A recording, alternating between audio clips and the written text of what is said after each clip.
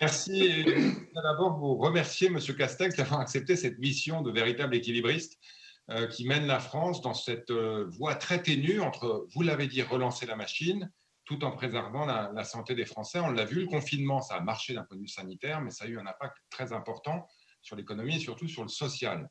Alors, je suis président des affaires économiques, donc je voudrais vous interroger sur les entreprises. Vous avez parlé des transports, évidemment, vous avez parlé des écoles.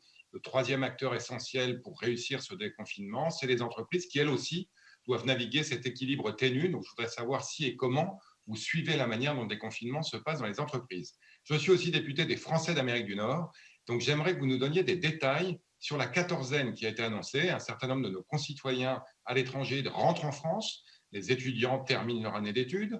Malheureusement, certains de nos concitoyens perdent leur emploi et doivent rentrer travailler ou en tout cas chercher un emploi en France, et d'autres, encore plus malheureusement, doivent rentrer pour des obsèques.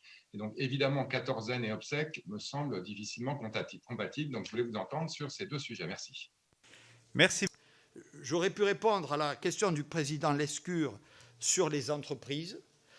Comment ça se passe, puisqu'elle rejoint un peu celle du président Woerth.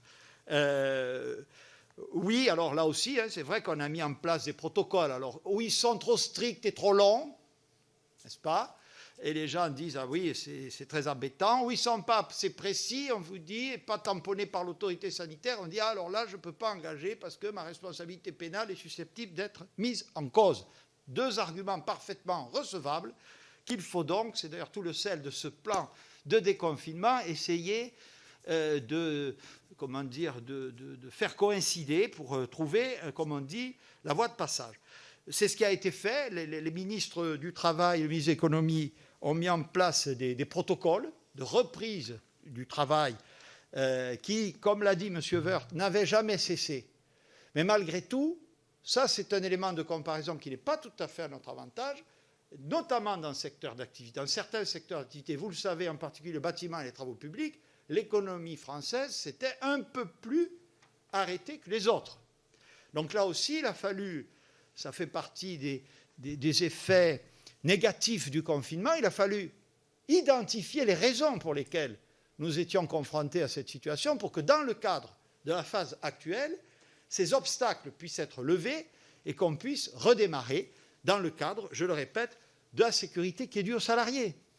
Et c'est là que, bien sûr, l'État a son rôle, il doit fixer la doctrine sanitaire, mais ce sont quand même les partenaires sociaux qui, quelque part, doivent reprendre la main pour assurer les conditions, M. Lescure, d'une reprise dans les entreprises qui soit la plus vigoureuse possible, nous l'espérons, et elle sera d'autant plus vigoureuse que la sécurité des salariés, que les conditions de travail seront les plus favorables à cette reprise. Alors, vous m'avez posé également, M. Lescure, une question sur la quatorzaine, et notamment qui renvoie, si vous me le permettez, M. le Président, à la question des frontières, en réalité, puisque vous avez cité, je crois, le Canada, de mémoire. Bon. Alors là, ce que je peux vous dire, c'est qu'on a, compte tenu de la récente loi, le gouvernement doit prendre un certain nombre, doit préciser ses intentions justement sur la question des frontières. Les arbitrages, à ma connaissance, ne sont pas rendus et ne relèvent pas de moi, mais du pouvoir politique. Et donc, je ne peux pas vous donner à cette heure de précision complémentaire, mais je pense que le gouvernement les annoncera sans délai. Madame